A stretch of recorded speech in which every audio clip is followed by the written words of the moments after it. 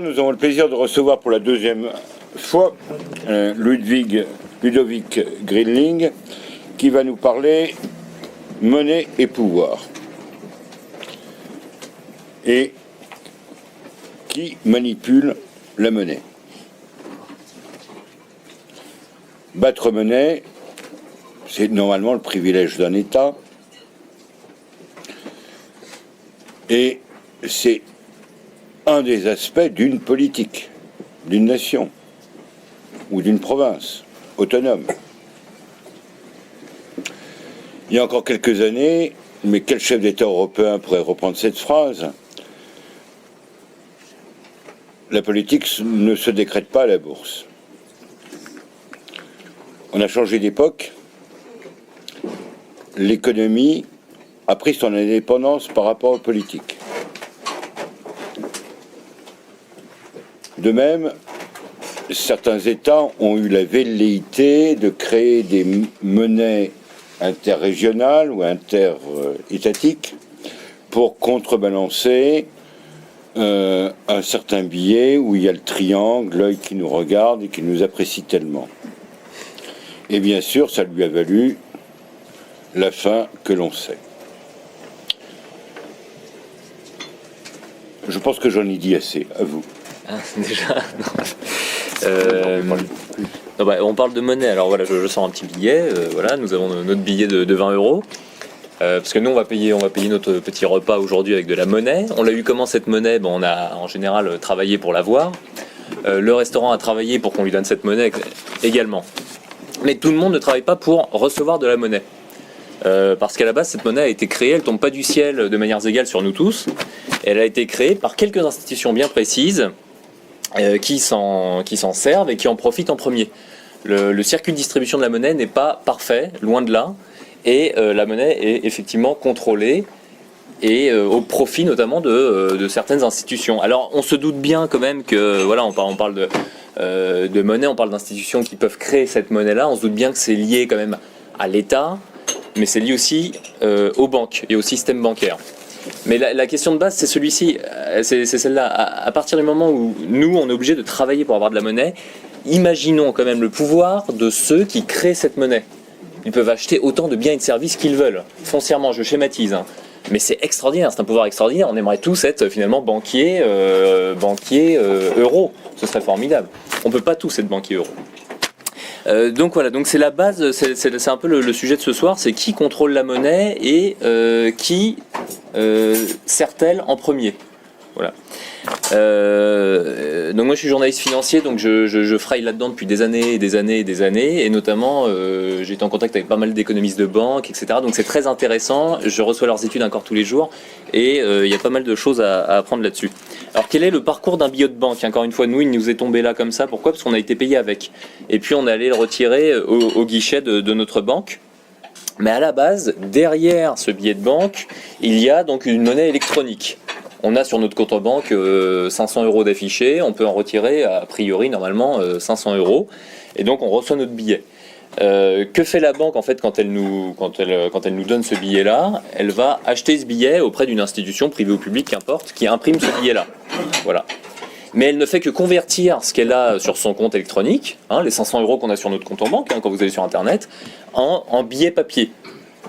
Donc aujourd'hui, la vraie monnaie, en fait, c'est la monnaie électronique. C'est là où je veux en venir. Et d'où vient cette monnaie-là ? Cette monnaie-là ne vient que d'une chose, c'est la création d'un crédit. On a fait crédit à quelqu'un à la base, toute notre monnaie vient de là. Même l'entreprise qui nous paye avec cette monnaie-là, ce n'est que de la dette, c'est un crédit à la base. Aujourd'hui, ce n'est pas le dépôt qui fait le crédit, c'est le crédit qui fait le dépôt. C'est difficile, c'est essentiel, je commence par là parce que c'est très difficile à comprendre. Moi j'ai quand même eu du mal je me suis dit mais qu'est-ce que c'est que cette histoire et c'est pas les économistes de banque qui l'expliquent très bien justement, c'est là où je voulais en venir, mais c'est le crédit qui fait le dépôt, parce qu'encore une fois cette monnaie ne tombe pas du ciel, et à la base il y a par exemple l'État qui va demander crédit à une banque, et cette banque va lui faire crédit de 1 milliard d'euros. Voilà. Et donc qu'est-ce qu'elle fait ? Elle invente une ligne de crédit sur ses comptes, dans son bilan, d'1 milliard d'euros. Et après, tout ce qu'on a de matériel, en fait, ce n'est que ce n'est que la suite du phénomène. Mais tout vient de là, tout vient de là. Le billet de banque, ce n'est que la suite. Encore une fois, la banque, si on retire beaucoup d'argent, et ben, elle sera obligée d'acheter de la monnaie auprès d'une institution qui lui imprimera cette monnaie. Mais ça, c'est vraiment pas le fait brut, le fait essentiel, le fait originel. Le fait originel, c'est qu'il y a un acte de création de monnaie. Une institution, un État, une entreprise par exemple, demande un crédit, elle demande 1 milliard, on lui crédite 1 milliard sur son compte. Alors attention, la banque elle ne peut pas faire tout ce qu'elle veut n'importe comment, elle a quand même un bilan et il faut qu'elle fasse attention à ce que son bilan soit relativement équilibré. Pourquoi ? Parce que par exemple si tout le monde se met à retirer l'argent en même temps, elle ne pourra pas rendre cet argent-là. Enfin, je vais y aller tranquillement, mais voilà. Donc à la base, c'est un crédit. Tout n'est que dette. Notre monnaie, c'est de la dette. Ce n'est que de la dette aujourd'hui. Ça n'a pas toujours été le cas. Pendant très longtemps, jusqu'à assez récemment, la monnaie, c'était de la marchandise. Quand les seigneurs, à l'époque médiévale, prélevaient du blé, c'était de la marchandise. Aujourd'hui, la monnaie, ce n'est plus de la marchandise. Nous n'avons plus de monnaie marchandise. Donc c'est une monnaie qui n'a plus vraiment de valeur. Et qui, parce qu'il n'a plus vraiment de valeur, peut être créée à merci. Autant qu'on veut, presque. Mais c'est tellement vrai, d'ailleurs, vous allez voir, après je vais vous donner quelques chiffres, mais sur les 50 dernières années, par exemple, il y a une augmentation continue de la dette. Ça ne s'arrête jamais. Donc on parle de crise de la dette, mais en fait, il n'y a que la dette qui peut éteindre la crise de la dette. Tous les économistes de banque militent pour qu'il y ait davantage de dettes dans le système bancaire, ça faut le savoir. Moi je les écoute, je les vois, je leur parle, je reçois leurs études tout le temps. Ils militent et ils ne disent qu'une chose, c'est la crise de la dette c'est embêtant, mais alors faut créer des dettes à des niveaux supérieurs. Voilà, c'est la seule chose parce que on va le voir après, le système ne pourrait pas tourner sans ça. Donc encore une fois, il y a qui sont les plus gros emprunteurs. Notre monnaie vient de là à la base. Qui sont les plus gros emprunteurs ? C'est la puissance publique surtout, d'abord et avant tout. Et donc l'État et aussi les grandes multinationales. Et donc on a un phénomène qui est extrêmement que tout à chacun peut observer sur les 100 dernières années. Enfin, on peut observer sur les 50 dernières années et puis l'étudier sur les 100 dernières années. C'est qu'on a très logiquement, on a quoi ? On a un grossissement continu de la puissance publique, de l'État, et un grossissement continu des grandes structures privées comme les multinationales. Pourquoi ? Parce que la puissance publique, elle emprunte de l'argent et elle emprunte de l'argent par exemple pour faire des constructions, etc. Et les multinationales, les grosses entités privées empruntent de l'argent pour acheter des concurrents. Mais c'est un phénomène après qui ne s'arrête plus. Et encore une fois, on verra les chiffres de la Banque des règlements internationaux, la dette privée et publique ne fait qu'augmenter depuis 40 ans, de manière exponentielle même. Vous regardez par exemple les dépenses de l'État comparées au PIB. Il y a 100 ans, elles étaient minimes par rapport à aujourd'hui. Aujourd'hui, la plupart des États, développés, dépensent entre 1/3 et 60% de l'équivalent du PIB. C'est absolument gigantesque. C'est-à-dire que les dépenses de l'État ont atteint des niveaux stratosphériques. Et on peut aussi le mesurer, cette puissance nouvelle de l'État qui a été rendue possible par cette création de monnaie, qui n'existait pas avant. L'or par exemple, quand on l'extrayait, fallait aller le chercher dans les mines, on ne pouvait pas en extraire autant qu'on voulait. La monnaie, le billet que je vous ai montré, on peut l'extraire ou le créer autant qu'on veut. Et donc on le voit aussi sur un autre phénomène, c'est les impôts. Les impôts n'ont fait qu'augmenter. Il y a 100 ans, il n'y avait un peu plus de 100 ans, il n'y avait pas d'impôt sur le revenu, il n'y avait pas d'impôt sur le capital. Le secret des affaires privées, c'était sacré. Et voilà, aujourd'hui, les impôts représentent la moitié de la production nationale, de ce qui est produit. C'est quand même incroyable. Pourquoi il y a autant d'impôts ? C'est parce qu'il faut gager cette dette nouvelle aussi. Il faut la gager. L'impôt, c'est un gage de la dette et rien d'autre. On va le voir encore après. Et enfin, donc ça, c'est tout ce qui est puissance publique. Et je pense que ce sont les deux choses essentielles à retenir. Évidemment, nous, on peut prendre un crédit pour acheter son immeuble, mais l'essentiel de la monnaie ne vient pas de là, de la nouvelle monnaie. Et la deuxième chose aussi, c'est le deuxième phénomène majeur des 60, 100 dernières années, c'est le grossissement de gigantesques monopoles privés. Voilà. Il y a toujours eu des monopoles privés, on est d'accord, il y a toujours eu, mais on n'a jamais eu autant de monopoles privés qu'aujourd'hui. Il y a l'Université Polytechnique de Zurich qui a fait une étude en 2011. Elle a pris les noms des 37 millions d'entreprises les plus grandes à travers le monde, en Chine, en France, aux États-Unis, partout. elle a fait je sais pas pourquoi j'allais dire un screening, mais c'est pas un bon terme. Elle a fait donc elle a listé toutes ces entreprises. Elle a regardé la toile de leur propriété, qui détient qui. Et en fait, elle s'est rendue compte que au total, il n'y avait que 150 entreprises, 150 entités privées qui détenaient la moitié de ces multinationales. Donc c'est-à-dire que 150 entités privées détiennent pas la moitié de la production mondiale, mais pas loin, parce qu'aujourd'hui L'Oréal produit quand même beaucoup plus que, par exemple, le bar qui est à côté. Donc voilà, et 750 entités détiennent 80% de la production mondiale. Donc on est quand même sur des niveaux de concentration qui sont sans doute inédits, enfin qui sont inédits même. Voilà. Donc la monnaie n'est plus une marchandise, on l'a dit, mais c'est un fait essentiel parce qu'une marchandise, on peut pas la créer à merci. Du sel, du blé, de l'or, faut aller le chercher, faut aller l'extraire. Alors qu'encore une fois, une monnaie sans valeur, hein, ça coûte rien d'imprimer un billet, ça coûte encore moins de créditer un compte de 1000 euros. Cette monnaie, on peut la créer autant qu'on veut. Pourquoi est-ce qu'on utilise cette monnaie ? Pourquoi est-ce que les gens tout d'un coup eu confiance dans cette monnaie qui n'a aucune valeur ? Et non, ils n'ont pas eu confiance. C'est que la loi a décidé que cette monnaie serait utilisée dans le grand public. Il y a eu en fait, je parle beaucoup dans le bouquin d'histoire, mais je ne vais pas trop en parler aujourd'hui. Et je vous propose aussi qu'on échange, qu'on se pose des questions et qu'on parle et qu'on échange nos expériences. Mais il y a eu donc des lois essentielles, par exemple peu avant la Grande Guerre, en 1909, nous on passe ici en France, mais en Allemagne c'est à la même période exactement, une loi sur la monnaie légale. C'est-à-dire que en gros le gouvernement s'autorisait à payer ses fonctionnaires et ses armées non plus en or, mais en billets de la Banque centrale. Voilà. Et ces billets de la Banque centrale, par contre, on pouvait ensuite aller au guichet de la Banque centrale et les échanger contre de l'or. Voilà, et tous nos billets actuels qu'on utilise, en fait, à la base, c'était des billets de banque centrale échangeables contre de l'or. Et puis un jour, le gouvernement a dit « Ah non, votre billet, vous pouviez retirer tant de grammes d'or. Et ben non, vous ne pourrez plus retirer que la moitié. » Et puis un jour, il a dit « Vous ne pourrez plus retirer rien du tout. » Donc voilà. À la base, ça s'est fait en très peu de temps. Et à l'occasion de cette période terrible, qui est la première moitié du siècle, en fait. Hein. La Grande Guerre, et puis 39-45, les années 30. Et après, c'était terminé. Voilà. Et c'est très intéressant d'étudier comment ont été créées les banques centrales. Là, je dresse un portrait général, un tableau général. Après, on va rentrer un peu plus dans le détail sur les banques et le système bancaire.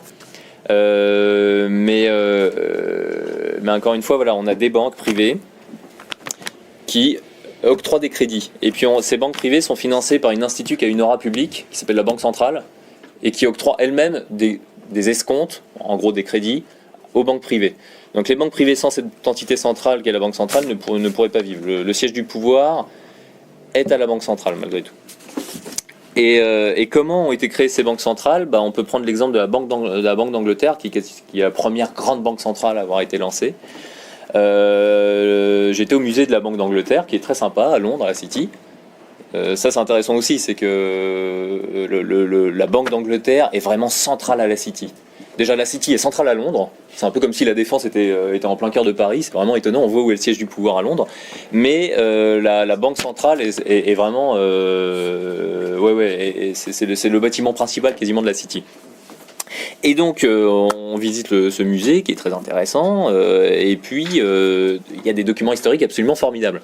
Et notamment on apprend, ça on l'apprend dans les livres aussi, mais le musée est très bien fait, que la Banque centrale d'Angleterre avait été créée initialement à l'instigation donc de deux entités entre guillemets, le gouvernement anglais et les grands financiers du royaume.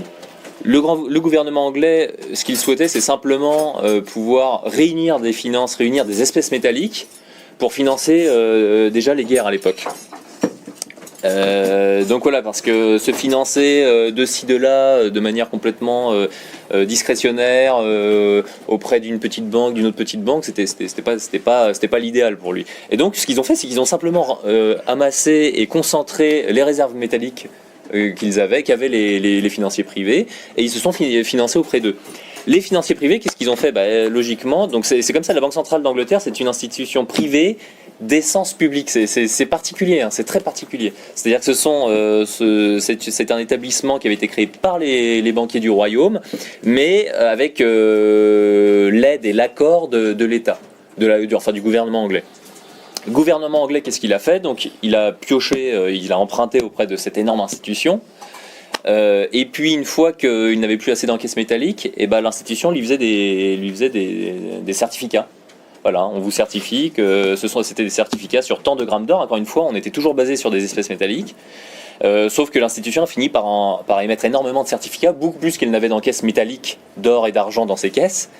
Et il y a eu un miracle là-bas en Angleterre, c'est que ça a marché. Ça a marché, les gens ont commencé à... donc le gouvernement anglais dépense ces certificats. Et les gens ont commencé à s'échanger ces certificats en tant que tels. Ils ne sont pas allés tous réclamer leur or ou leur argent auprès de la banque centrale. Non, ils ont commencé à s'échanger les certificats, ils avaient confiance. Et pendant 100 ans, comme ça, le gouvernement anglais a pu se financer à bon compte. Ce que nous, en France, on a fait de manière assez brutale. Il y a eu l'expérience de John Law pendant la Régence en 1715-1720. Bon, il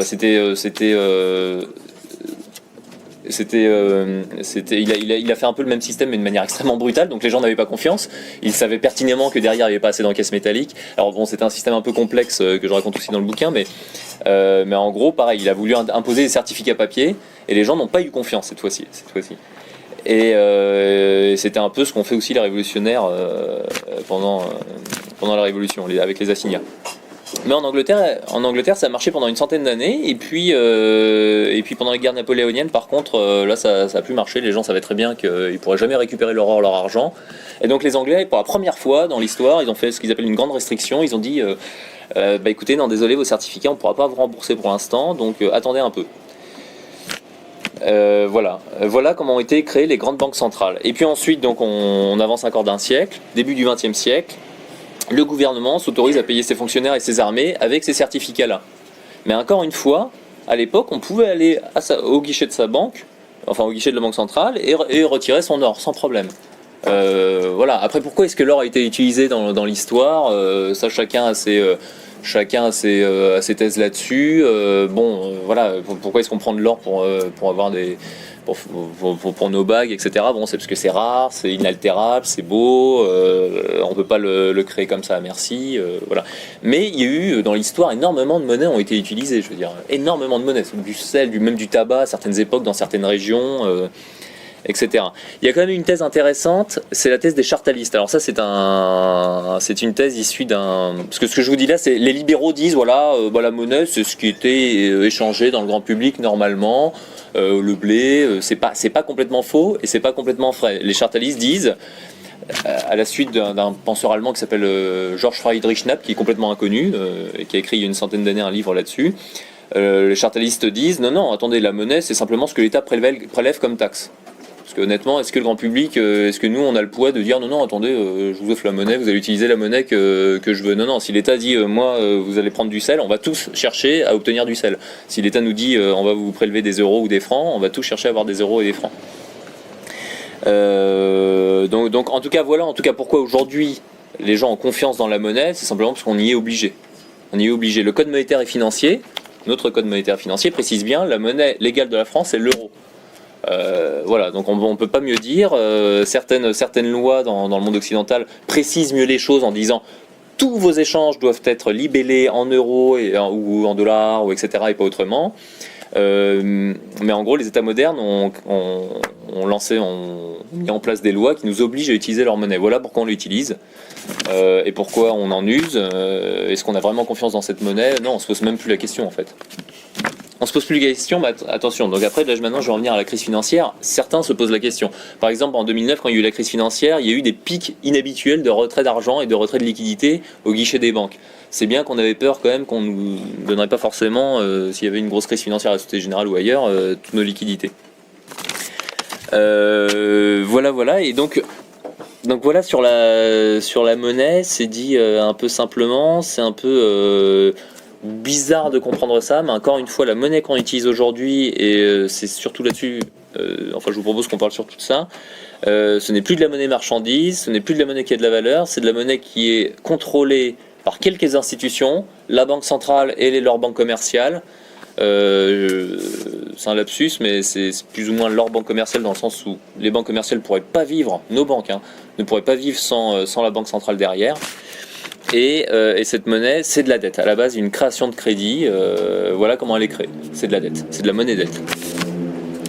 Et alors, qu'est-ce qui se prépare sur cette dette-là ? Pourquoi il y a eu cette crise financière ? Pourquoi aujourd'hui on cherche absolument à relancer l'inflation ? Comment ça marche, encore une fois ? Et je vais vous parler de la crise financière maintenant. C'est peut-être le meilleur moyen d'appréhender le système bancaire aujourd'hui et de savoir qui a le pouvoir un peu. Par exemple, qui a le pouvoir en France. Donc moi, j'ai vu il y a pas longtemps, il y a 2 ans, j'ai interrogé Jean-Claude Trichet, qui était l'ancien gouverneur de la Banque de France. D'abord, ancien directeur du Trésor. Ça, son parcours, il est exemplaire. Ancien directeur du Trésor, puis directeur de la Banque de France, comme quoi le Trésor et la Banque de France, c'est pareil. Moi, il y a aussi un ancien responsable de la Banque de France qui m'a dit non, mais le budget de l'État et la Banque de France, c'est la même chose. Très bien. Et Trichet m'a dit mais on a perdu la mémoire, on se souvient pas, c'était une situation tragique en 2008-2009. Ah bon. Je vous propose aussi, je vais vous lire ce qu'a dit un sénateur américain aussi lors d'une émission aux États-Unis, un sénateur américain qui fait partie de la commission des finances aux États-Unis. Et donc qui était au cœur de l'action pendant la fameuse crise financière de 2008-2009 dont on n'est pas complètement sorti. C'est pour ça que je vous en parle. Donc une grande banque d'affaires américaine fait faillite en septembre 2008. Et lui, il a expliqué bien plus tard, il a dit la chose suivante sur une télé américaine. Le 15 septembre 2008, vers 11h du matin, la Fed avait observé des retraits gigantesques des marchés monétaires américains. Bon, on ne sait pas trop ce que c'est. Au rythme de 550 milliards de dollars en l'espace d'1 ou 2 heures. Donc qu'est-ce qui se passe ? Marché monétaire. Bon. Le Trésor ouvrit son guichet pour placer 150 milliards de dollars dans le système, pour leur offrir 150 milliards de dollars, en fait, pour qu'ils puissent retirer 150 milliards de dollars. Mais ils réalisèrent qu'ils ne pouvaient éteindre l'incendie. Nous faisions face à des retraits électroniques massifs. Les retraits électroniques, c'était pas vous ou moi qui le faisions, c'était les institutions financières qui étaient au courant du problème. Ils retiraient leurs sous. Et donc, qu'a fait le Trésor ? Ils ont décidé de bloquer les comptes monétaires. C'est terminé, on fait plus de retraits. S'ils n'avaient pas fait cela, les estimations du Trésor étaient qu'à 14h, donc genre 5 heures plus tard, 5 000 milliards de dollars auraient été retirés du système monétaire des États-Unis, ce qui aurait détruit toute l'économie des États-Unis, et sous 24 heures, l'économie mondiale se serait écroulée. Alors on se demande, mais pourquoi l'économie mondiale se serait écroulée ? C'est quoi le problème ? Si les gens retirent un argent qui existe, il ne devrait pas y avoir de problème. Bon, l'argent, il va de B à A, on comprend que ça pose des difficultés à la banque, mais l'économie la population ne devrait pas s'appauvrir, a priori. Et bah si, parce qu'en fait, avec justement le système de la monnaie dette, on est en dessous du zéro systématiquement. Parce que les banques créent un argent qu'elles n'ont pas. Elles créent un argent qu'elles n'ont pas. Comment elles font ? Elles ont des fonds propres, les banques. Elles ont des fonds propres qui leur appartiennent et qu'elles pourraient nous rendre. Le problème, c'est qu'elles vont octroyer 30 fois plus, 20 fois plus, 30 fois plus de crédits qu'elles n'ont de fonds propres. Donc l'argent qu'elles ont réellement en caisse, en gros, quand elles octroient 20 euros de crédit, elles n'ont qu'1 euro en caisse. Et c'est pour ça que si tout le monde se met à retirer son argent au guichet, elle ne peut plus rendre cet argent. On est sous le zéro. La monnaie, c'est de la dette. Le vrai argent qu'ont les banques, c'est que dalle par rapport à ce qu'elles ont octroyé en crédit.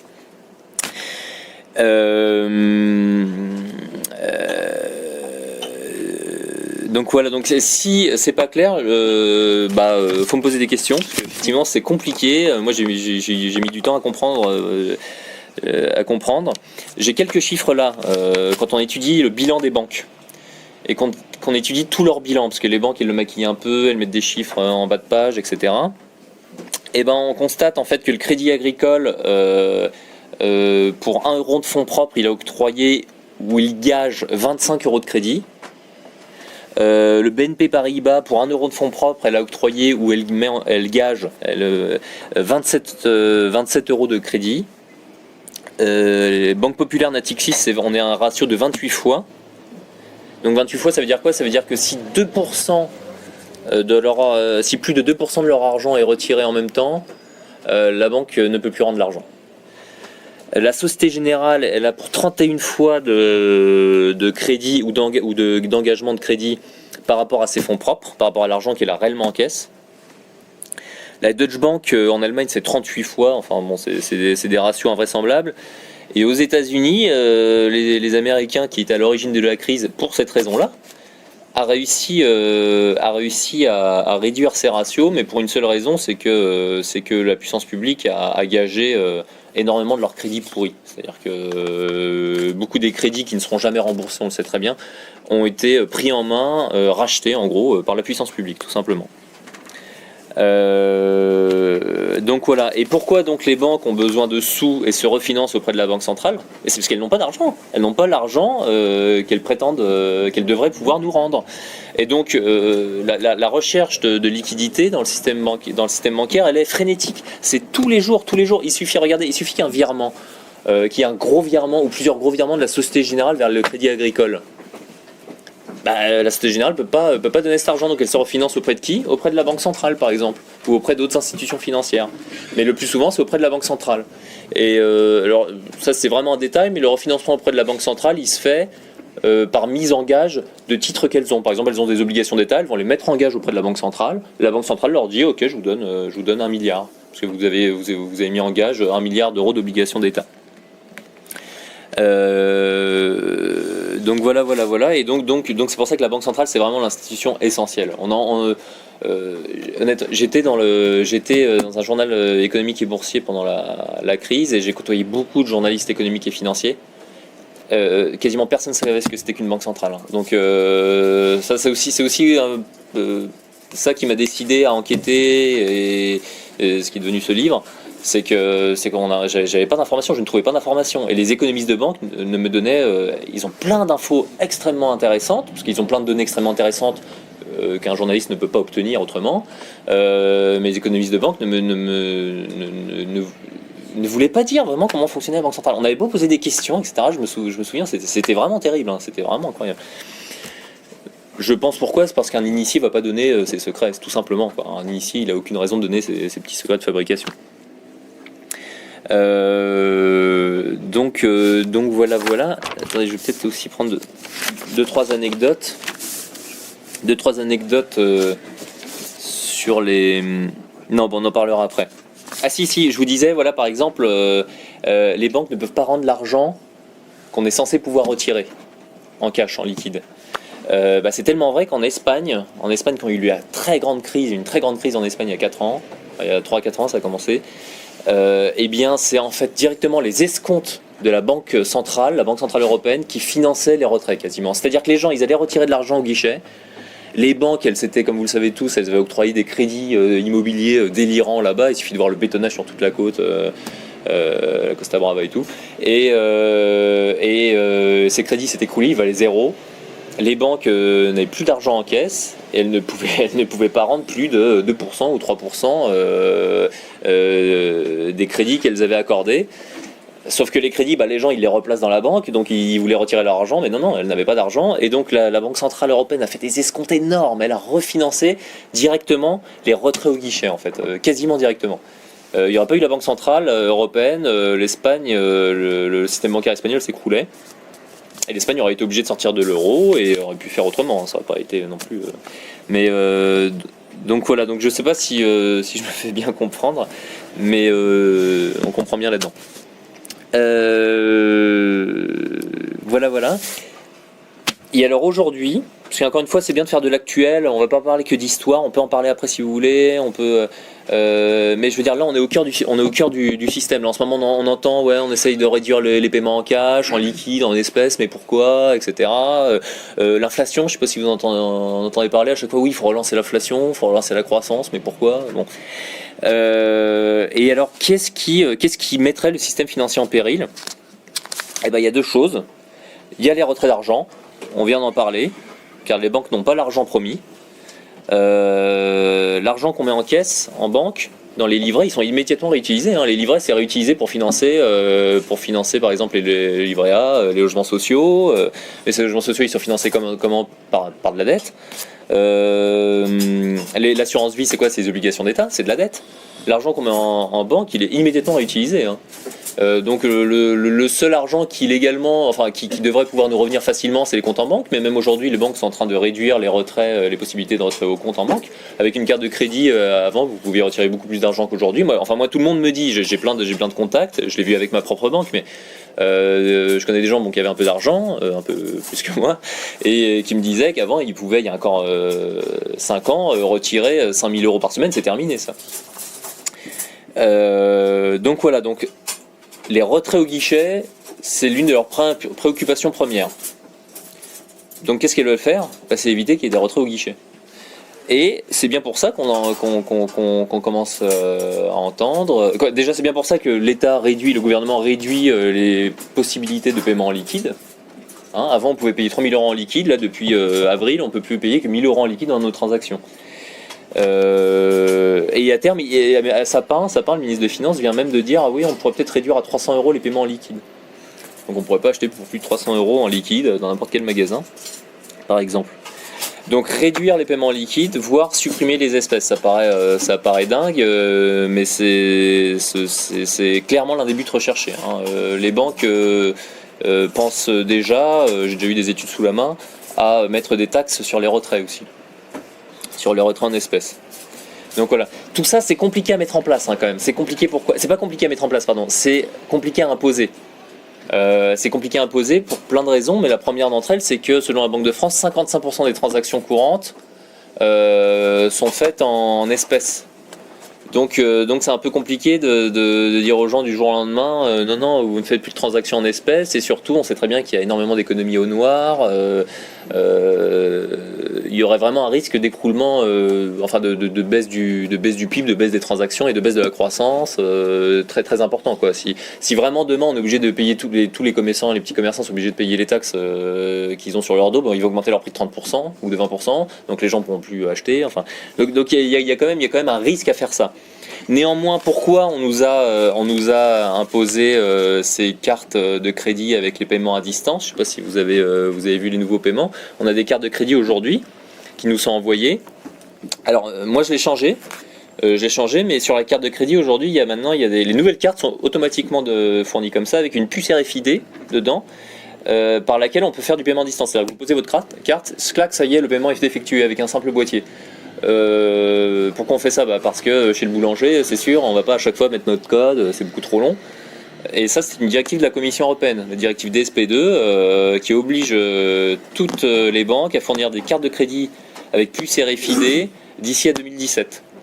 Voilà, et le but très probable, c'est, encore une fois, d'imposer une société sans cash et de pouvoir payer tous les petits paiements rapides, etc., de pouvoir poser la carte sur la borne et de payer sa baguette de pain comme ça. Parce qu'effectivement, on sait très bien qu'on va pas tout le monde... C'est matériellement impossible de faire son code, il y aura des queues dans la rue. C'est bête, mais ils pensent à tout, je veux dire, c'est absolument essentiel. Ce serait néanmoins dangereux, mais c'est ce qu'ils veulent faire. Si vraiment on arrive à ça, là on arrive dans un système totalement liberticide en termes monétaires. C'est-à-dire que déjà on ne peut plus utiliser la monnaie qu'on souhaite dans nos transactions. On ne peut plus se faire payer comme on le souhaite. Je sais pas, moi si j'ai envie de me faire payer par la location de tel immeuble, moi je travaille pour vous, je vous écris des articles à tel journal et puis vous me louez votre immeuble. Pourquoi on devrait me l'interdire ? On nous l'interdit. Donc voilà, et on nous l'interdit pourquoi ? Parce que l'État peut pas prélever ses taxes dessus, parce que l'État peut plus s'endetter. Si les gens n'utilisent plus sa monnaie, ça lui sert à quoi ? Et les banques ne peuvent plus octroyer les crédits qu'elles veulent. Les banques ont, encore une fois, j'en ai parlé tout à l'heure avec l'étude de l'Université Polytechnique de Zurich, mais elles ont acquis une richesse absolument inédite grâce au système du crédit, à ce système de la monnaie légale obligatoire et du crédit multipliable à merci.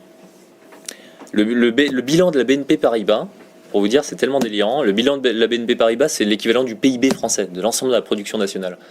Donc c'est difficile de faire une croix sur un tel enrichissement. Juste avant la crise, c'est vrai que la crise a un peu changé les choses, mais juste avant la crise, le système financier dans les pays occidentaux, c'était entre 5 et 10% du PIB, les systèmes financiers.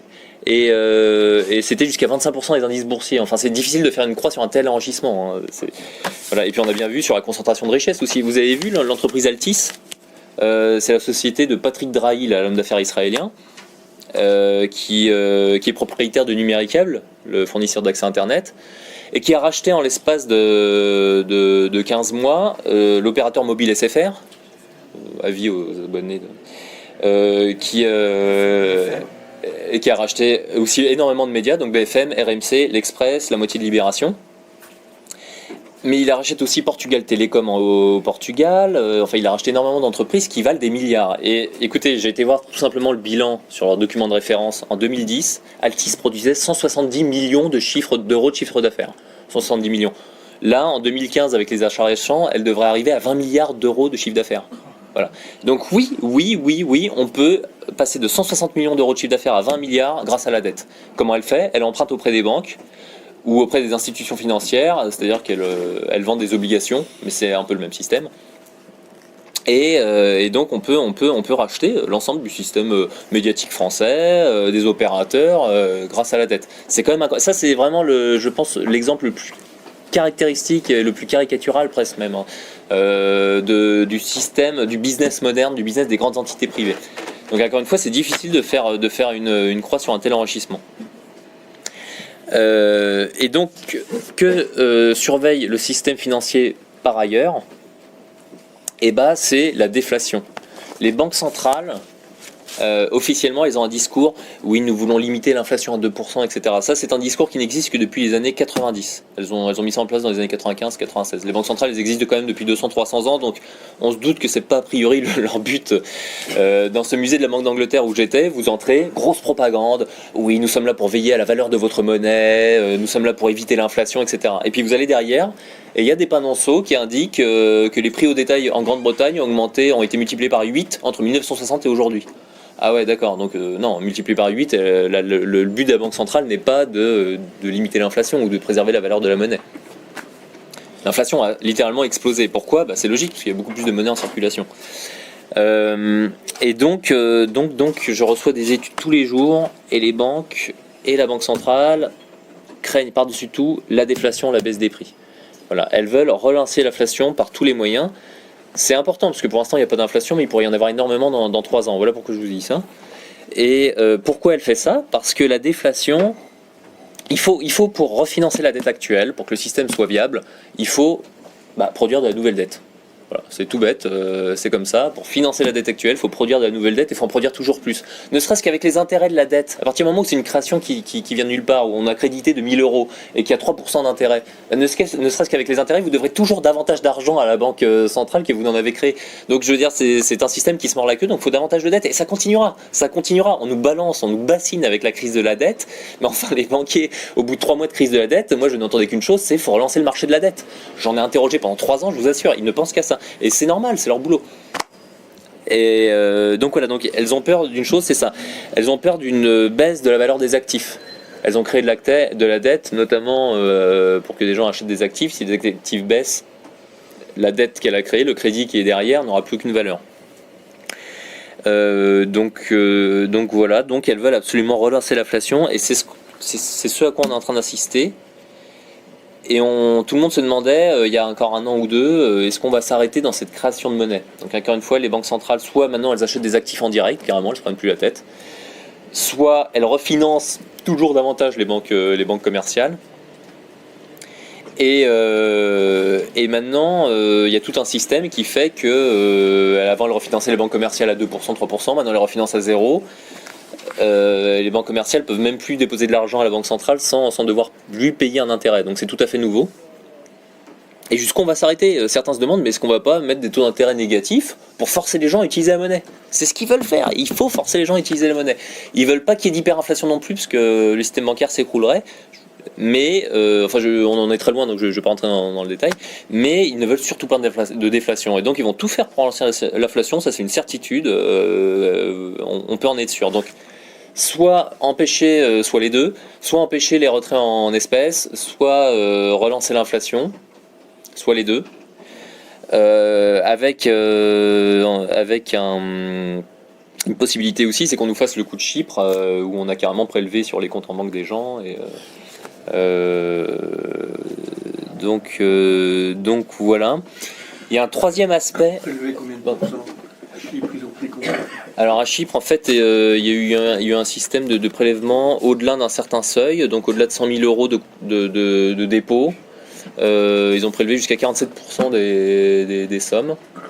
Il y a Christine Lagarde qui est la patronne du FMI, le Fonds monétaire international, qui est un peu la banque la banque des États, qui elle a carrément dit dans une émission il y a 2 ans, enfin pas dans une émission, dans une réunion du FMI il y a 2 ans, mais publique, si on prélevait 10% de toute l'épargne mondiale, on reviendrait au niveau de 2007.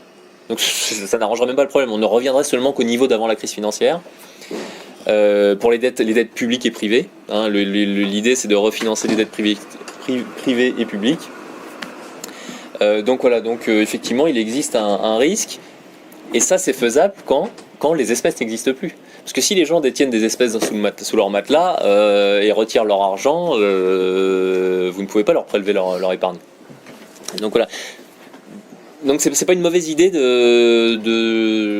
moi je sais pas, je suis pas dans cette optique là parce que j'ai pas les fonds pour, mais c'est pas une mauvaise idée aujourd'hui de changer une bonne partie de son épargne, je sais pas, des gens qui ont pas mal de sous en assurance vie, en euros, des choses comme ça, de changer une bonne partie de son épargne, pas tout, faut en garder, mais dans des actifs réels. C'est vraiment pas une mauvaise idée parce qu'on pourrait nous le piquer, vraiment.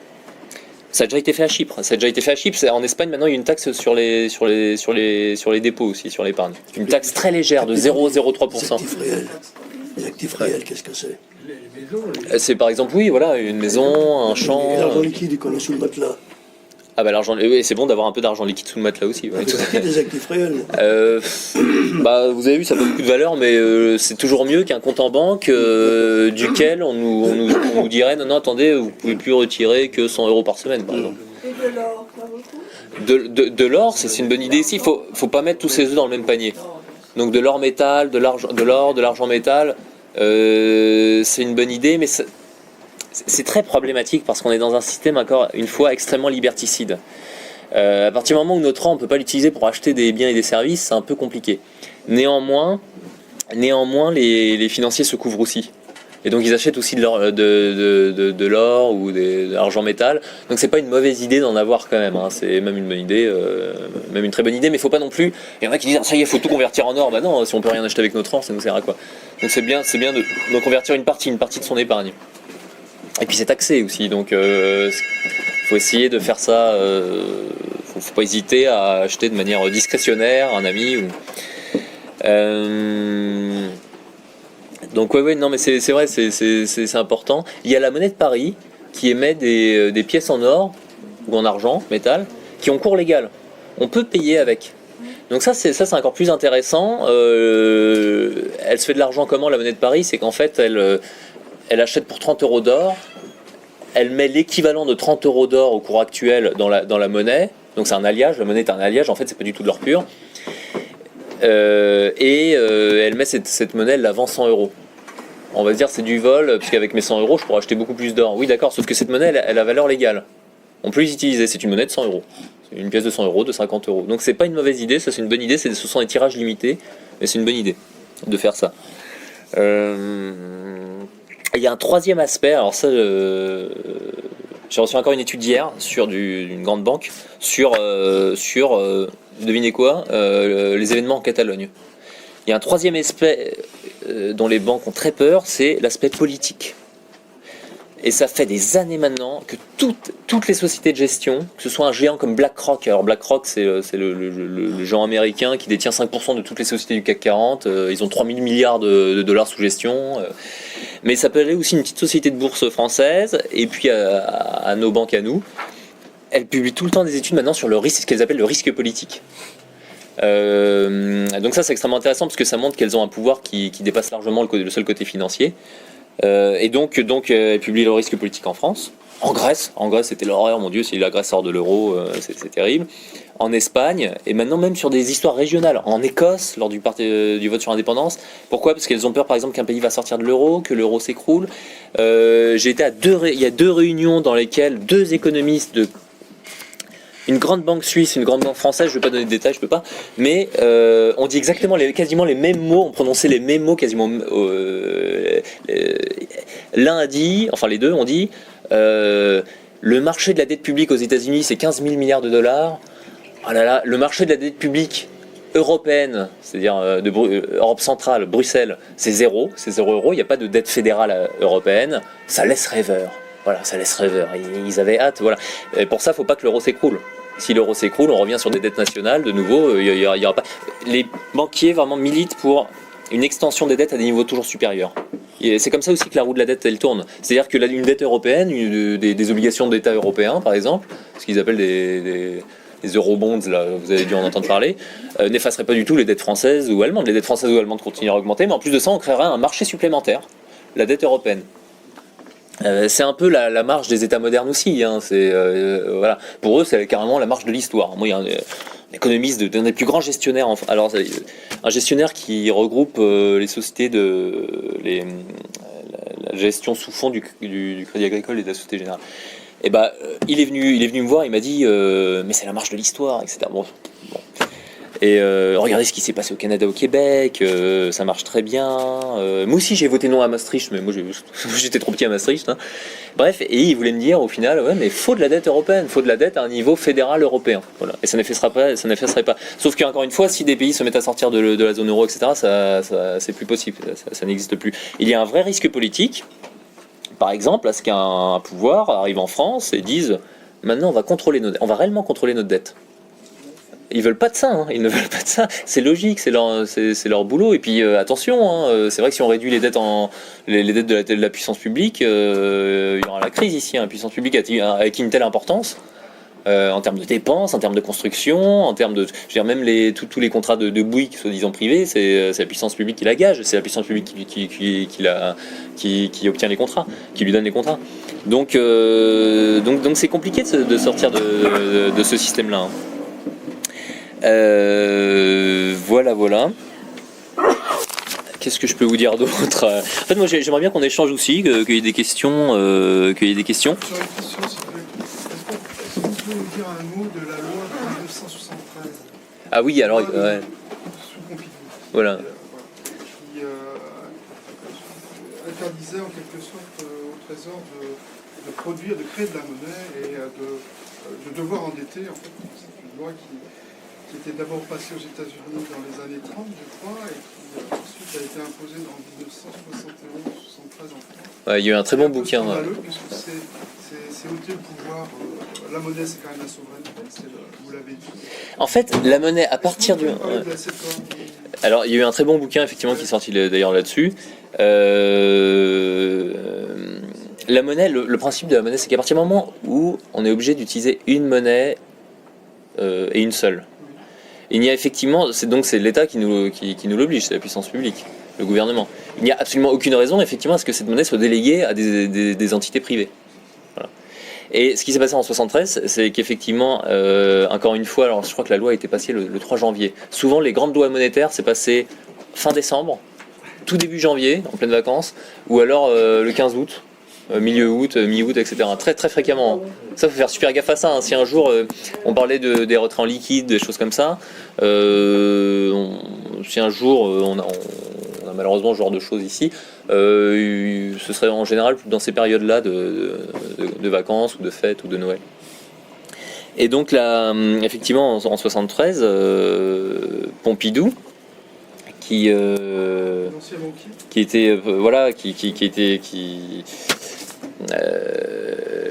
avait été directeur général de la banque d'affaires Rothschild, qui n'avait plus du tout son... Alors, dans les années 60, alors bon, à l'époque, la banque d'affaires Rothschild, elle n'avait pas le poids qu'elle a aujourd'hui. Néanmoins, faut le relever.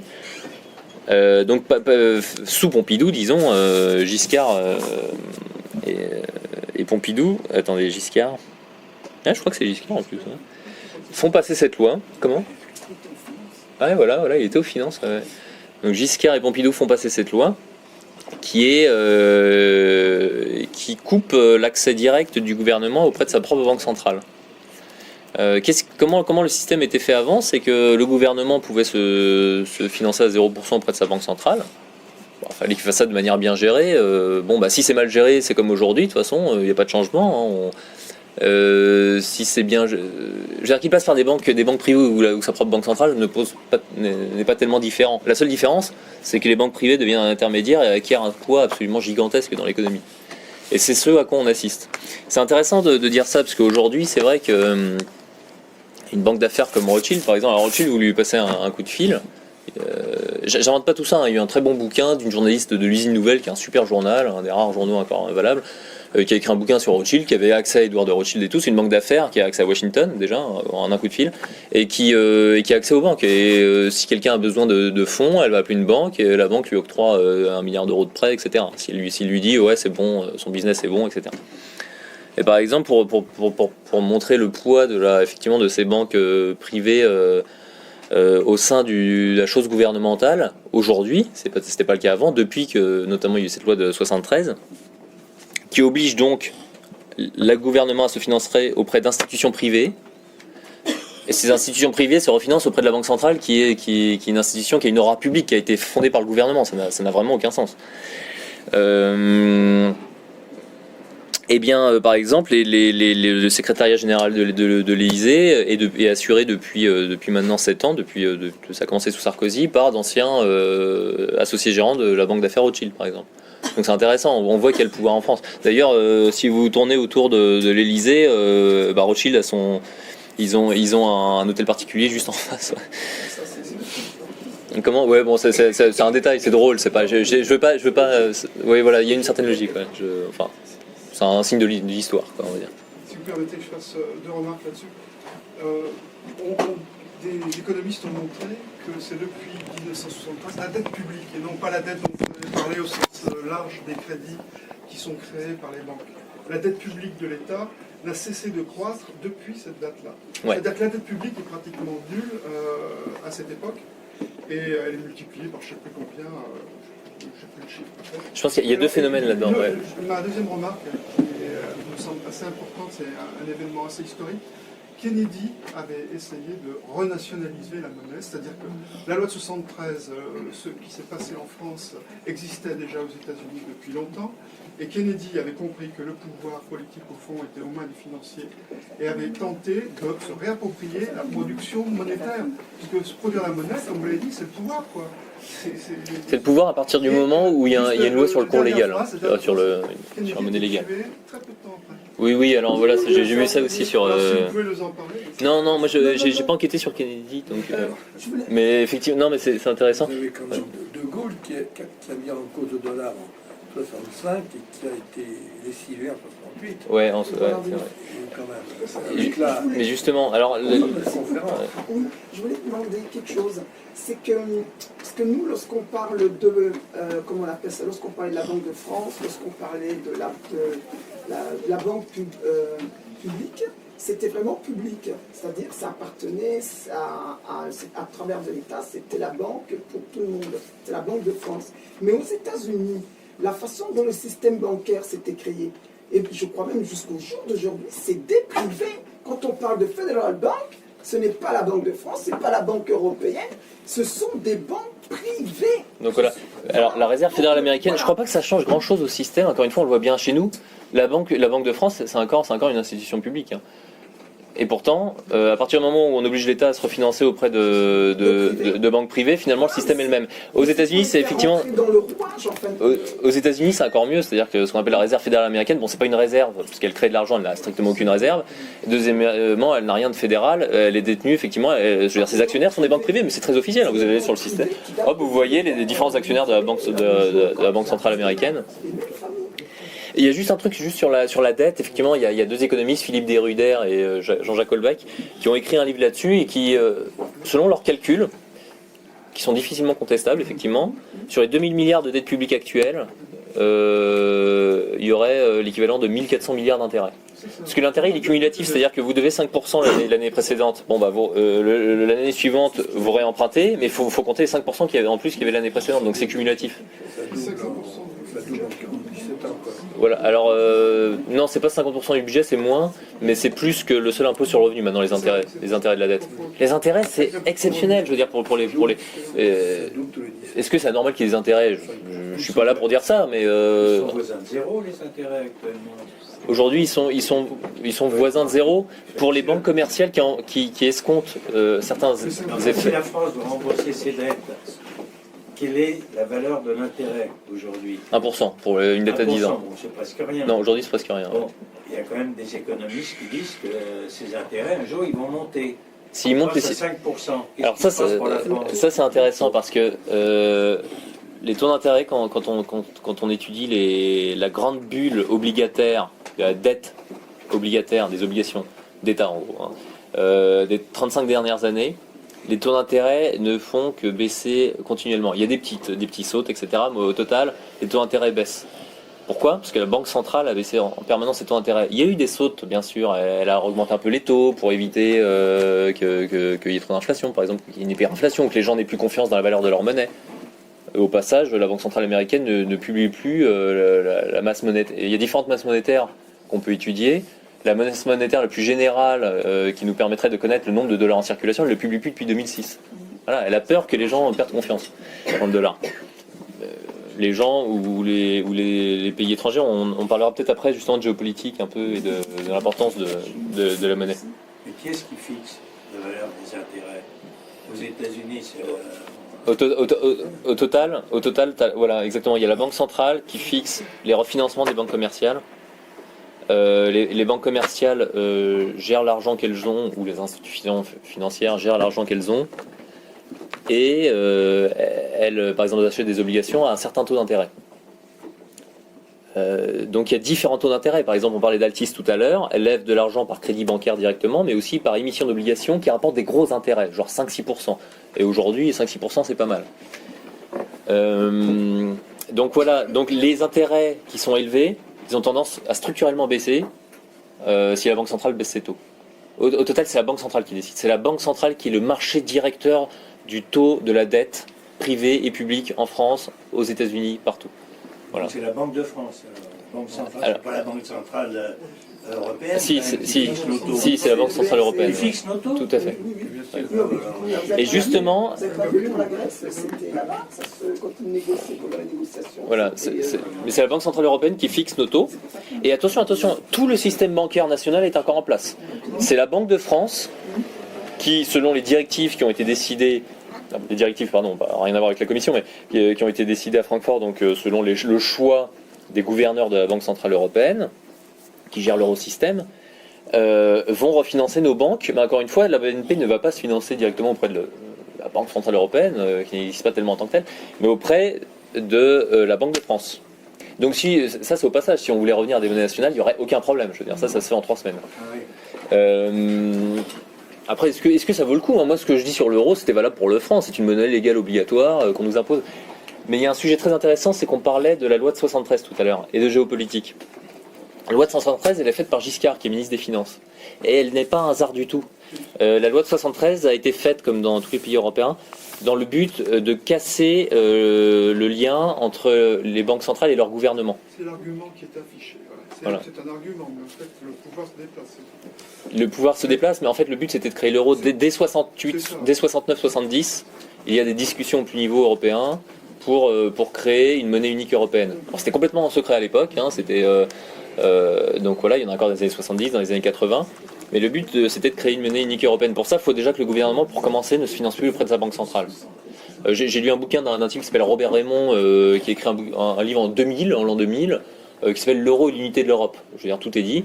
Et donc lui, il a créé, il dirigeait l'institut qui a précédé la Banque centrale européenne. Il explique assez bien tout ça, pas toujours de manière si directe, mais quand on recoupe diverses informations, voilà. Mais comment ça se fait qu'avec cette création de monnaie, il n'y ait pas plus d'inflation ? Ouais. Ça, c'est une question que je me pose. Je n'ai pas compris. On crée de la monnaie à partir. Il n'y a pas plus d'inflation ? Alors si, Là, il y a inflation. L'inflation des actifs, on l'a vu. Moi, la crise financière dans l'immobilier, je l'ai pas vue. Les prix immobiliers, bon d'accord, là, ils ont un peu baissé depuis 1 an parce que vraiment, le dromadaire n'a plus soif, plus personne ne veut acheter, mais il y a eu quand même des bulles d'actifs très importantes, et notamment la principale bulle, c'est laquelle ? C'est la bulle obligataire. Et donc on disait, qui décide des taux d'intérêt ? La Banque centrale fournit de l'argent à un taux directeur. Elle escompte en plus des obligations d'État, c'est comme si elle les achetait indirectement. Cet argent, il va dans les banques commerciales, etc. Il se retrouve chez les assureurs aussi. Et ces derniers, les gestionnaires de ces banques commerciales, achètent des obligations d'État. Le taux d'intérêt de l'obligation d'État, plus il y a d'acheteurs, plus le taux d'intérêt baisse. Ça veut dire qu'il y a de la en fait, c'est automatique. L'obligation a un prix. Hein, ça aussi, c'est un truc juste. C'est vraiment une aparté, c'est pas important, mais l'obligation a un prix. Le grand marché financier du monde, on nous bassine avec la bourse. C'est pas du tout la bourse. Tous les jours, il s'échange 10 fois plus d'argent sur le marché de la dette publique française que sur la bourse française. Donc, l'obligation a un prix. L'obligation, elle monte, elle vaut 100 euros, elle monte à 102 euros, elle rebaisse, etc. Et le taux d'intérêt, en fait, il est calculé en fonction de ça. Enfin, c'est logique. Si vous avez 5% à 100 euros, s'il est à 102 euros, le taux d'intérêt il est naturellement plus faible. Et donc voilà, et les nouvelles obligations sont émises sur les nouveaux taux d'intérêt qui sont fixés sur le marché libre. Donc effectivement, il y a des bulles, une bulle immobilière qui existe encore, et la bulle obligataire qui est absolument gigantesque. C'est-à-dire que le prix des obligations, par exemple le Bund allemand, il est passé en pleine crise de 100 euros à 140 euros. Je parle des produits de l'indice. consommation, de l'alimentation et tout ça. Il n'y a pas d'inflation tellement.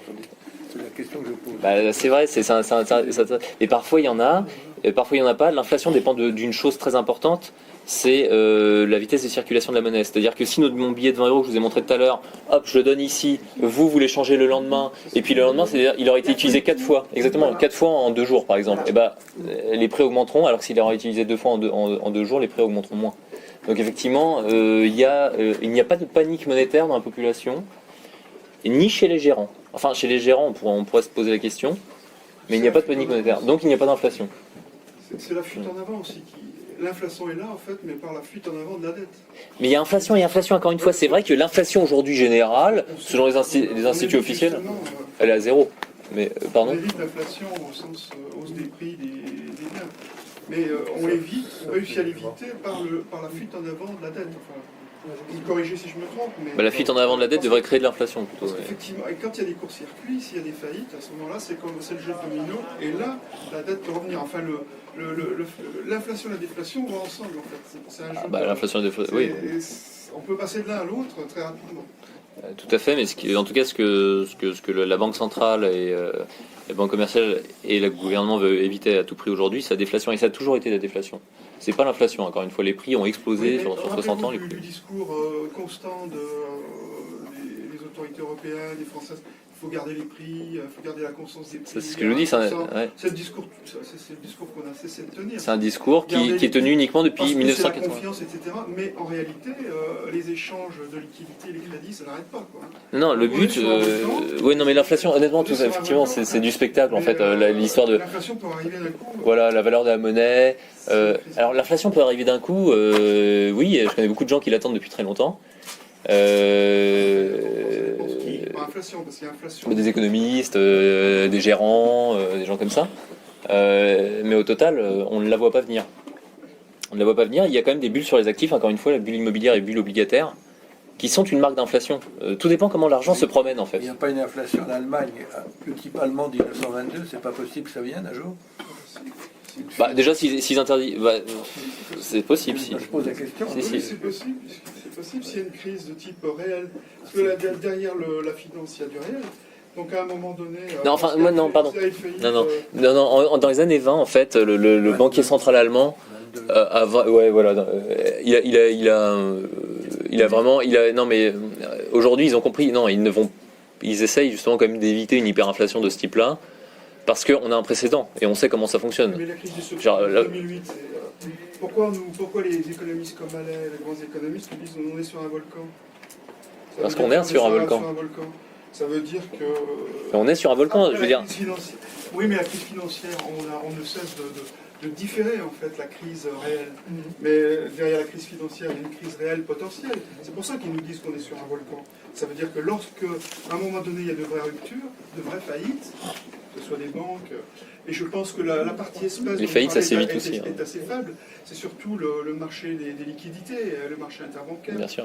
Et donc, s'il y a des vraies ruptures, il faut qu'il y en ait qui payent quelque part à la sortie. À ce moment-là, le jeu de domino peut se mettre en place. Si le jeu de domino se met en place, on a des gens qui... Non, mais le jeu de domino, mais vous avez vu ce que je vous ai lu sur le sénateur américain, le jeu de domino, il était en place, ils l'ont arrêté quand même. Ils ont réussi à l'arrêter. C'est ça, oui.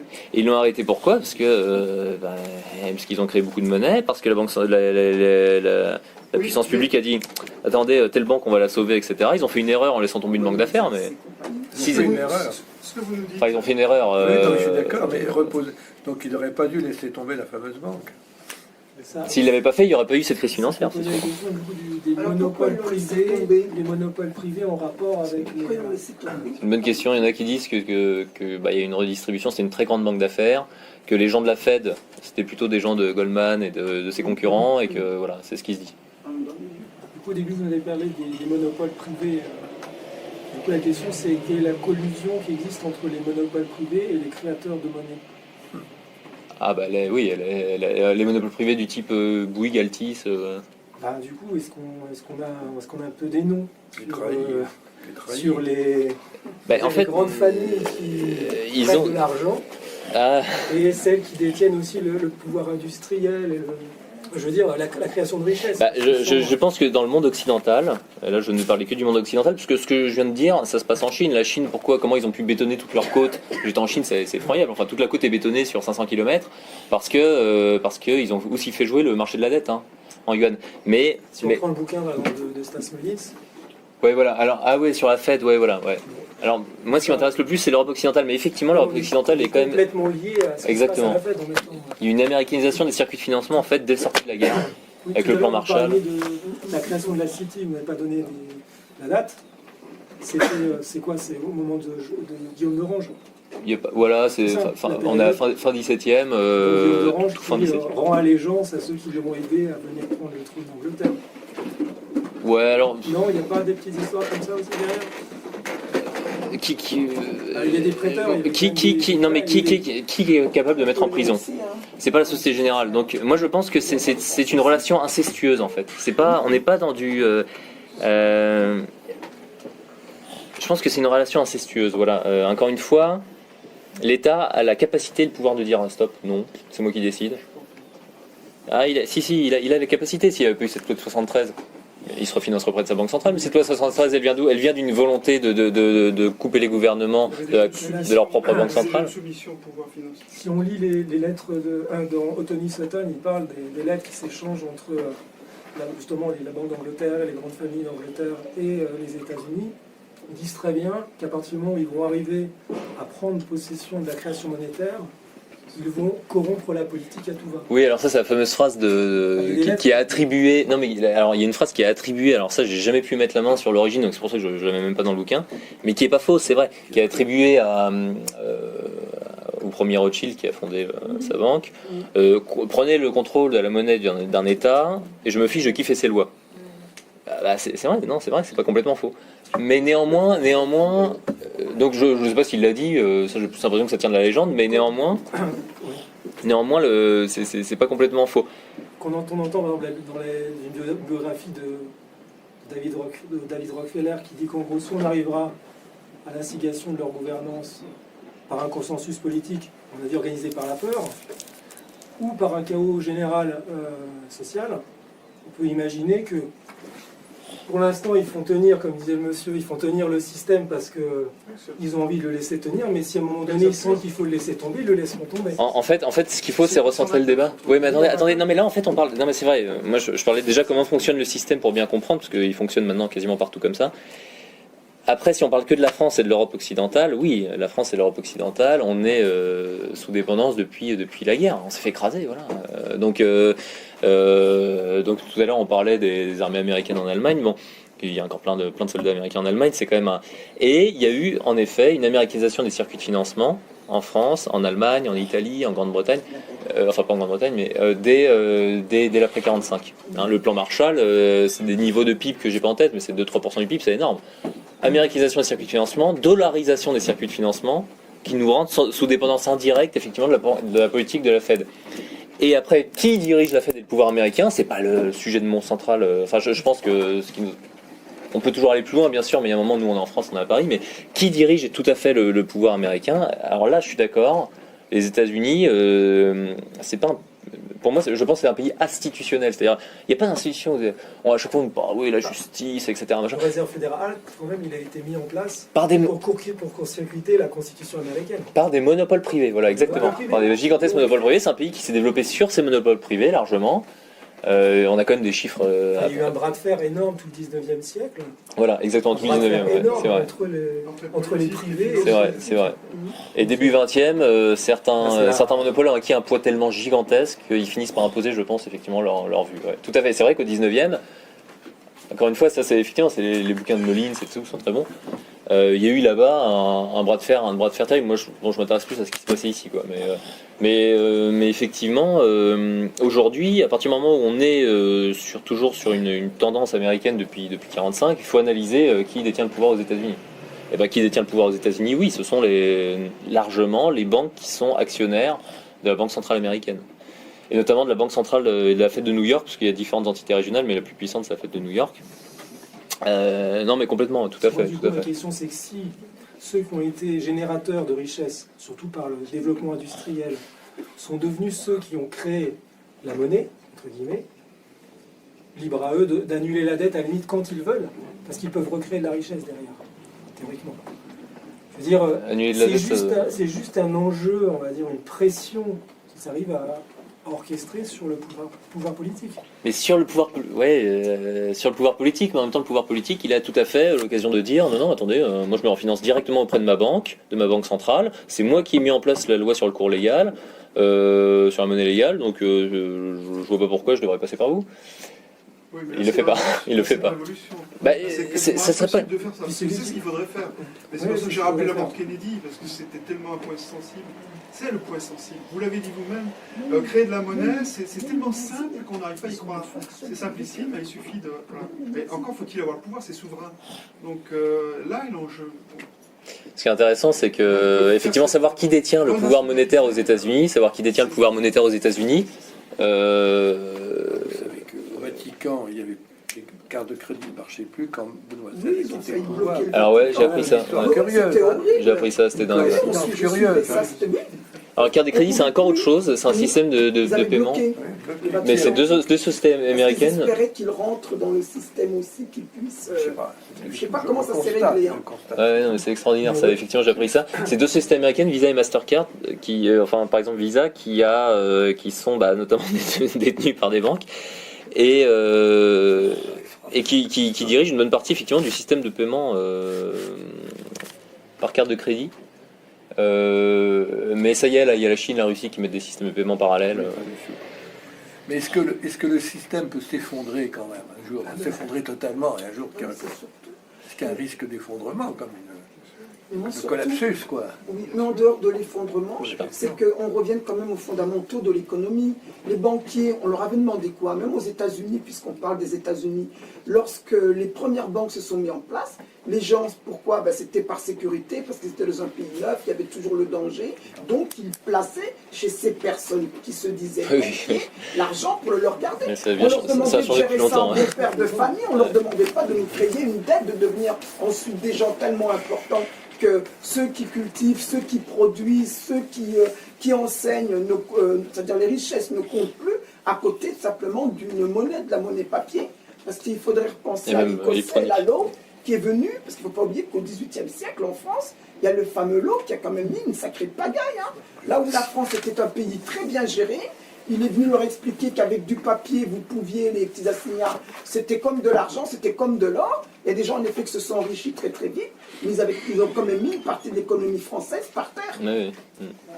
Est-ce que Badoff aurait pu être soutenu plus longtemps? Mais bien sûr. Pourquoi certains sont soutenus et pas d'autres? Pourquoi? Bien sûr. C'était Bien l'or, sûr que- c'est un mal, c'est un malin.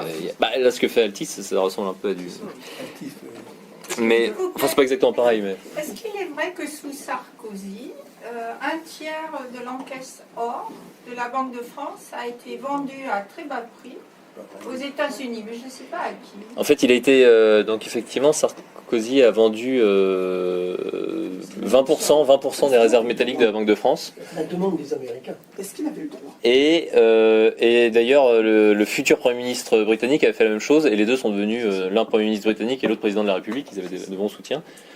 Et donc, qu'est-ce qu'il aurait fait avec cet or? il semble qu'il aurait donc vendu l'or sur le marché. À qui c'est essentiel de le savoir, parce qu'aujourd'hui on commence à se demander, il y a tellement de dettes justement, qu'on commence à se demander, ah mais les monnaies, il faudrait peut-être quand même qu'on les États se disent, il faudrait peut-être qu'on les base quand même sur une valeur réelle quand même, que les gens achètent notre monnaie à nous, parce que c'est vachement important quand même. Si les gens utilisent du dollar ou s'ils se mettent à utiliser du rouble ou du yuan, c'est pas la même chose. Les Américains, ils l'ont d'où leur richesse.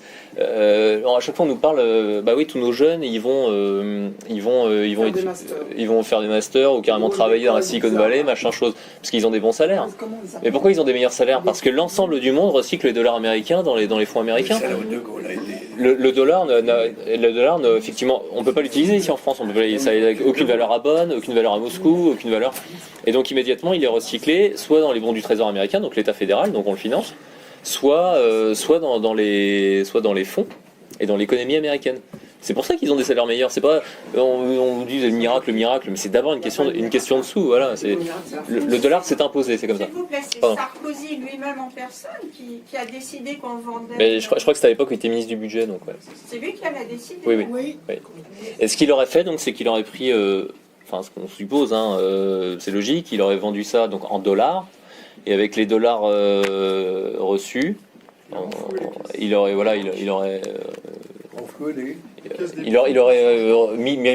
ses dollars dans les bons du Trésor américain ou ailleurs. Il aurait mis ses dollars où? Aux États-Unis, forcément, là où ils rapportent un intérêt, parce que sinon ils nous servent à rien ici. Donc voilà. Mais on a encore, la Banque de France a encore pas mal d'or. Est-ce que les comptes, les dépôts bancaires sont garantis en cas de faillite des banques? Tout à fait, les dépôts ils sont garantis. J'ai envie de dire avec quel argent? Jusqu'à 100 000 euros, quelque chose comme ça. Jusqu'à 100 000 euros, pardon, oui. Par l'État? Par l'État, mais le fonds de garantie bancaire, c'est quelques milliards d'euros, donc c'est pas... Le terme insuffisant est un euphémisme. Donc c'est pas dans la réalité, c'est pas fiable. Je pense pas. C'est pour éviter de panique, pour rassurer les épargnants. Ouais, c'est ce qu'ils ont fait. Et dans le sénateur que je vous disais tout à l'heure, je l'ai pas dit, mais ils garantissaient aussi les dépôts bancaires, genre jusqu'à 250 000 $. Et en même temps, ils disaient non, mais vous pouvez plus retirer vos sous. Aux institutions financières, même pas à nous. Mais donc non, enfin le fonds de garantie bancaire est très insuffisant, c'est clair. Est-ce que la France pourrait sortir de l'euro et quelles en seraient les conséquences? Ça c'est une très bonne question. L'euro c'est un grand débat quand même, parce que encore une fois c'est essentiel. C'est une histoire essentielle. Pourquoi? Pour deux choses. D'abord pour le financement de l'économie nationale. Voilà. Si vous êtes dépendant de la Banque Centrale Européenne, forcément vous faites pas ce que vous voulez. Mais c'est essentiel. Enfin, moi je pense à chaque fois on nous parle des exportations, des importations. Je sais pas si vous avez remarqué, à chaque fois on nous parle des exportations. Les monnaies nationales, c'était surtout en fait des espèces d'écluses de protection à l'importation. Si la monnaie de l'autre vaut plus cher, forcément vous allez importer moins. C'était une écluse en fait. Et à partir du moment où on a enlevé cette écluse-là, par exemple, c'est notre cas, c'est vraiment le cas de la France. Mais je vais prendre les cas extrêmes, c'est la Grèce et l'Espagne par exemple. La Grèce, du jour au lendemain, j'avais étudié ça sur les taux de change, du jour au lendemain, quasiment les produits allemands étaient devenus 20% moins chers, 30% moins chers. Donc ils ont importé comme des bourrins.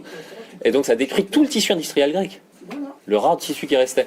Et ça, c'est un truc dont on parle jamais. Moi, je suis stupéfait. À chaque fois, on parle des exportations. Les exportations. Non, le plus important, c'est les importations. C'est-à-dire que si du jour au lendemain, les produits de l'autre, ils valent 30% moins cher, tout le monde se met à importer, forcément, c'est logique, à acheter les produits de l'autre, et parce qu'ils sont de meilleure qualité, parce qu'il y a des raisons pour cela. Et votre tissu industriel local se détruit complètement. Quoi. Et je suis stupéfait, quoi. Il n'y a aucun économiste qui en parle, personne n'en parle jamais. C'est le problème de la Russie. Et c'était le problème de la Russie. De la Russie, parce qu'ils ne faisaient rien, ils achetaient les produits quand ils étaient riches, et du jour où la monnaie le rouble est tombé de moitié, maintenant, récemment, vous voulez plein dire. de choses, ils fabriquent leur camembert, enfin tous les produits qu'on ne veut pas leur vendre, comme avait fait Franco d'ailleurs. Exactement, mais ça je pense c'est un point essentiel en termes de monnaie et d'économie. Plus que les exportations, c'est ça, ouais, c'est extrêmement intéressant. Et le rouble s'est écroulé. Tiens, j'ai une anecdote là-dessus. En 2014, on parlait de monnaie, l'importance du recyclage de la monnaie.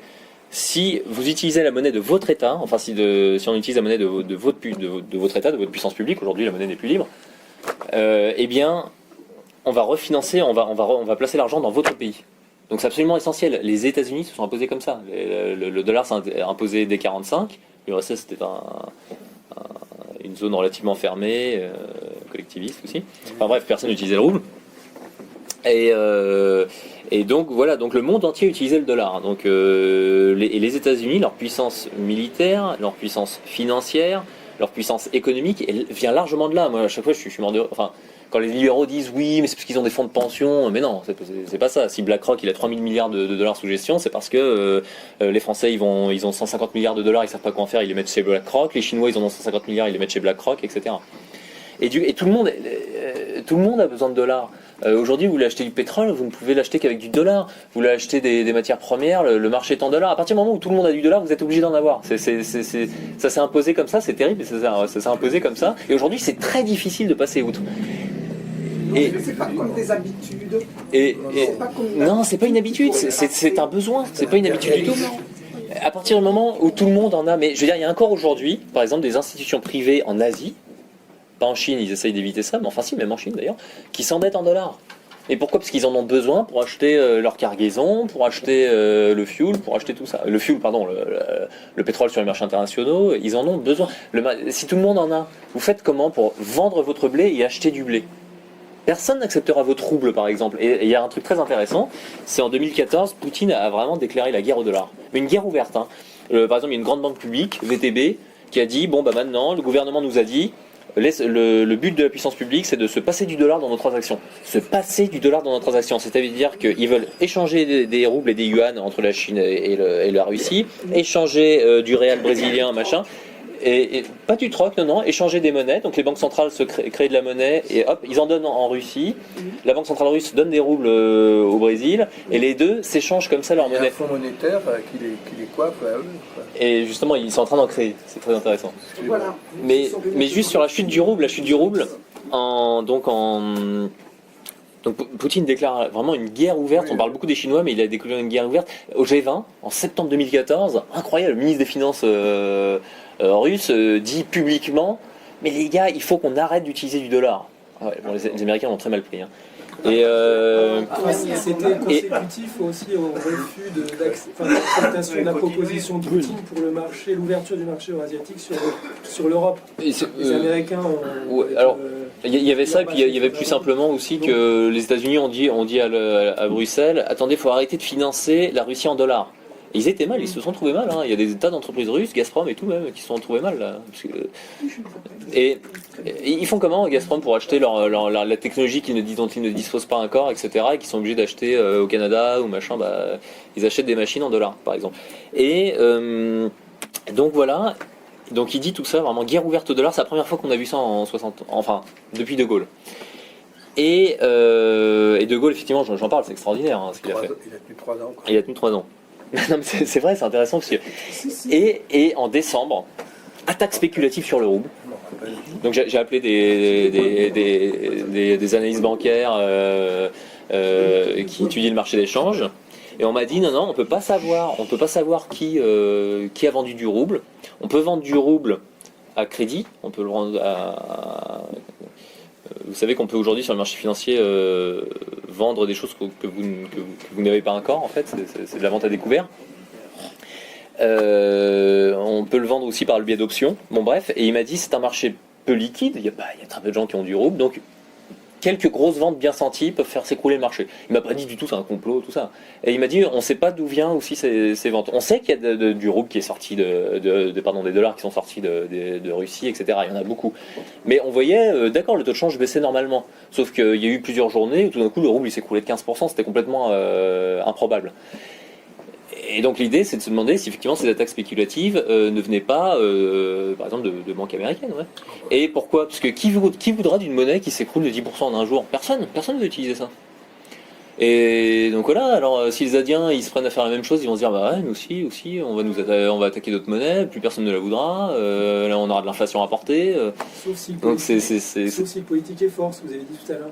il a tenu bon, il tient bon. Si on est dans une guerre ouverte et consciente des enjeux Exactement, de la monnaie. ouais. Il y a la guerre des monnaies, du livre best-seller qui est sorti en Chine par exemple. Ouais. Donc il y a une conscience quand même qui s'ouvre sur... Notre euro, on l'a jusqu'à la mort, hein, non? C'est pas sûr, non. D'ici là, on verra bien. Ça dépend, attention, hein, il y aurait aussi des risques.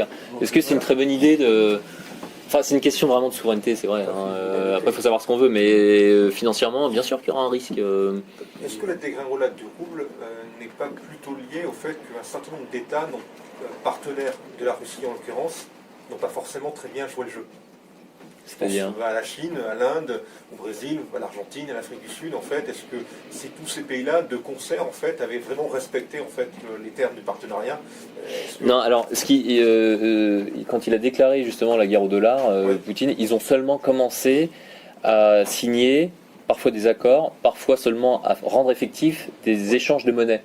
Mais on était qu'au tout début, donc de toute façon, le dollar est encore roi aujourd'hui. Hein. Les Chinois sont du même avis. Les Chinois sont plus que du même avis. Ils aimeraient bien petit à petit imposer le yuan et supprimer le dollar. Ouais. Ceci dit, on préfère que je paye en euros que je paye en dollars en Russie. Ah, ça c'est intéressant. Oui, parce que très souvent, c'est obligatoire de payer en roubles, mais quand vous proposez des euros, ils préfèrent. Et on m'a refusé des dollars. Et des commerçants, hein, pas des hommes politiques. Ah bah c'est super intéressant, ça prouve que, bon, après leur relation économique avec l'Europe, évidemment, est 10 fois plus importante qu'avec les États-Unis. Alors ils pensent qu'ils en ont encore un an avant de se remonter, mais après, les roubles qu'on a achetés, ils auront repris leur cours normal. Et ça c'est très fort, c'est ce que vous disiez tout à l'heure, c'est que il y a un pouvoir très fort qui a dit non, on ne cédera pas. La Banque centrale a relevé fortement ses taux d'intérêt pour soutenir le rouble, pour que les gens n'aient pas peur du rouble, voire même pour que les pays étrangers placent des roubles dans leur pays. Donc ça pose problème, comme ils ont une récession, le PIB baisse de 5%, etc. Hein, croyez-moi, vous ne la voyez pas du tout. Là. Mais voilà. Il y était l'année dernière en se disant, oh là là, statistique officielle. Qui n'ont plus rien à manger. On vous montrait dans la presse française. Ça c'est la propagande. Notamment les magasins vides, l'autorise du magasin avec des rouchants dans la banlieue parisienne. Et tous ont regardé, on voyait des achalandages de nourriture, les gens ont changé leur habitude et ils font leurs produits, comme avait fait Ponto. C'est extrêmement intéressant. Et maintenant, il y a des camemberts fabriqués en Russie. C'est un peu dommage quand même. Je suis un peu triste. Là c'est triste, le camembert fabriqué en Russie. Non, mais il faut bien des paysans français. Hein. J'ai lu dans le journal là. Que, oui. D'accord. Pour faire du chèvre et tout ça, ils ont fait venir des. Ah, c'est bon alors. Mais je marque sur les menus, puisque l'Europe ne veut plus nous empêcher de nous vendre nos camemberts. Voilà, c'est ce qu'on a fait dans telle région. Et bien voilà, c'est le patriotisme, parce qu'il faut dire que la Russie, c'est quand même un peuple. D'abord, ils sont de niveau d'un continent, ils ont déjà le poids pour eux, ils ont leurs satellites. Ils ont un peuple maintenant, comment on appelle ça, nous le patriotisme qu'on a perdu, eux ils l'ont. Et quand grâce à Poutine. Grâce à Poutine. Ils sont soutenus par le pouvoir religieux, qui ne s'est pas mis le pouvoir religieux à dos. Donc une force spirituelle, plus un peuple uni. Bah écoutez, qu'est-ce que vous voulez de plus pour faire marcher quelque chose? C'est pas les roubles ni les machins, vous savez, beaucoup se sont cassés quand même le nez en Russie, hein. De Napoléon à Barbarossa, nous n'oublions quand même pas qu'on leur doit une partie de notre indépendance. Hein. Ils ne l'auraient pas fait, je ne sais pas où on serait.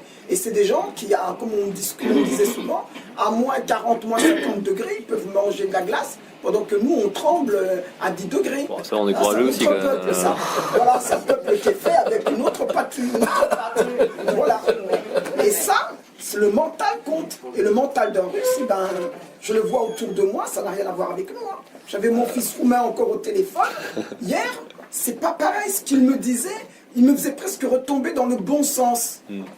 Et nous, je ne sais pas pourquoi la peur, pourquoi, déjà, n'oublions pas nous qui sommes chrétiens, puisque ça parle à chrétien, Jean-Paul II, enfin le pape Jean-Paul II, nous a bien dit n'ayez plus peur, parce que c'est cette peur, vous dites bien, nous avons peur, parce que demain on n'aura plus, donc on a peur.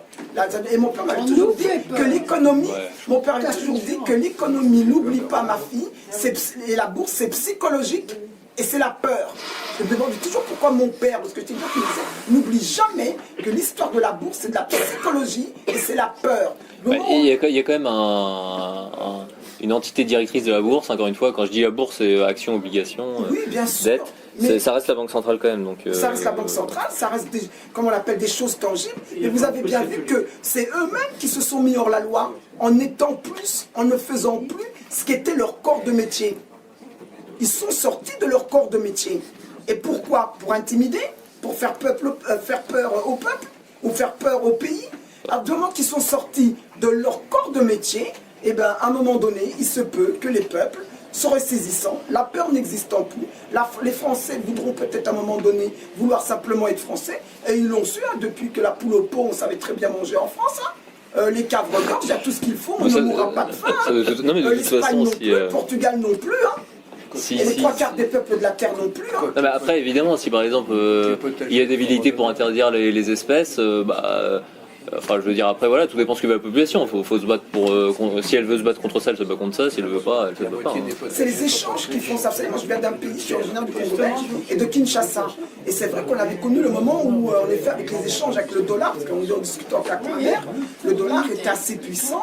Donc, on était passé, nous, au lieu de passer dans le franc, comme tous les autres pays d'Afrique, on avait directement la RDC avait un taux de change qui était lié directement au dollar. Donc c'est un taux de change très très puissant. Mais du moment où à un moment donné, où Mobutu a commencé à avoir ses velléités lui aussi, il commençait à visiter la Chine, il commençait, ben on a vu le pays s'écrouler. Parce que pourquoi? Ben les gens ils étaient habitués au dollar. Des gens qui étaient... Vous vous rendez compte, dans un pays où encore au jour d'aujourd'hui, les gens ont peine à échanger à côté, il ne passait plus que par le dollar. On n'entendait parler que le mot dollar. Il y a eu l'Argentine. Un pays, l'Afrique, attendez, depuis quand elle connaissait même la monnaie? Tous les échanges se faisaient, ils savaient parfaitement, ils avaient leur propre circuit d'échange. Donc ça veut bien dire que tout ça est factice. Et qui faisait ça? Ben, c'est parce que j'ai été aux États-Unis, il y avait la mode machin, j'ai ramené ceci des USA. T'as vu, j'ai ma veste qui vient des USA. Mais là, je suis d'accord, il y a beaucoup de moyens d'échange, mais quand même la monnaie facilite vachement les échanges. Quand on a une unité monétaire, mais il y a beaucoup de moyens d'échange possibles. Mais le problème, c'est que même pour des questions, par exemple, si vous voulez troquer un appartement contre un autre, le fils qui ne pourra pas prélever ses impôts et vous n'avez pas le droit. C'est quand même incroyable. Donc c'est vrai qu'à un moment, il faut introduire un peu de liberté dans les moyens d'échange, dans la loi. Parce que, et même pour, comment on appelle ça, vous venez d'évoquer un point qui est très très grave aussi, qui est celui, justement, au moment de l'héritage, le fils ne peut pas, comment on appelle ça, prendre sa part.